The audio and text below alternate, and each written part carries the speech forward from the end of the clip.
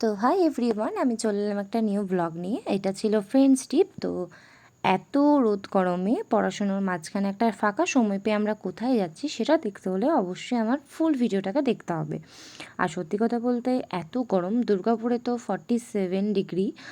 তো যাই হোক, এই গরমে এইখানে না গেলে হয়তো গরমের মজাটা ভোগ করাই যাবে না। তো কোথায় যাচ্ছি সেটা দেখতে হলে আমার ফুল ভিডিওতে নজর রাখতে হবে। তো আমরা বেরিয়ে পড়েছিলাম 4 বন্ধু মিলে। তো সত্যি কথা বলতে কোন জায়গায় যাচ্ছি, কেমন সেই ট্যুর তোমাদেরকে আমি শেয়ার করতে চলেছি। তো চলো ভিডিওটা কন্টিনিউ দেখতে থাকো। তো এইবার হয়তো সবাই বুঝতে পেরে গেছো আমি কোথায় যেতে চলেছি।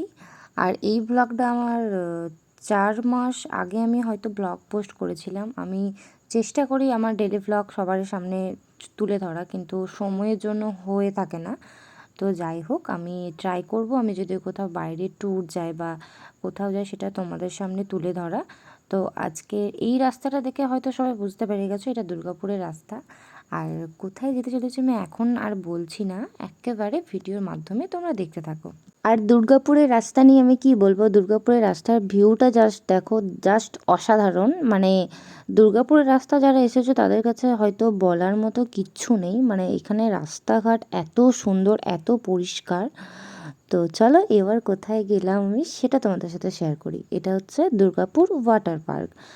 তো ওয়াটার পার্কের ভেতরের যে ভিউ বা কত কি টিকিট নিচ্ছে বা কেমন কি চার্জ সেটা তোমাদের সাথে আমি শেয়ার করছি।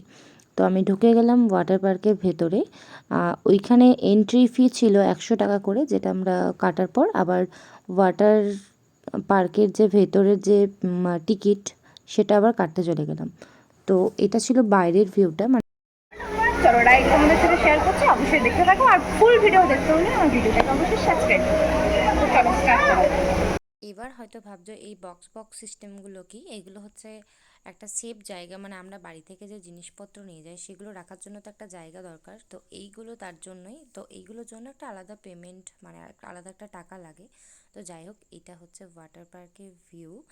তো যাই হোক, এখানে অনেক রকমের রাইড ছিল, যদিও আমার দ্বারা সম্ভব হয়নি বিকজ আমি প্রচণ্ড ভয় পাই। আমার একটাই রাইড আমি করেছিলাম। তো যাই হোক, দারুণ এনজয় করেছে। আর যারা এসেছেন তারা মানে বারবার আসতে চাইবে, আর যারা আসেনি এখনও অবশ্যই এসো, এনজয় করে যাও। জাস্ট দারুণ জায়গা, আমার ফার্স্ট এক্সপিরিয়েন্স। তো বেসিক্যালি ভ্লগটা অনেক বড় হয়ে যাচ্ছিলো, তাই এই ভিডিওটায় আমি রাইডগুলো দিতে পারছি না। আমি পার্ট 2 নিয়ে খুব শিগগিরই আসছি। আর কোন রাইড কখন শুরু হয় আর কোন রাইডটার শেপ আমি তোমাদের সাথে সবই শেয়ার করব পার্ট 2তে। তার জন্য আমার চ্যানেলটাকে অবশ্যই সাবস্ক্রাইব করতে হবে। আর আমি খুব তাড়াতাড়ি আসছি পার্ট 2 নিয়ে। তো চলো টাটা।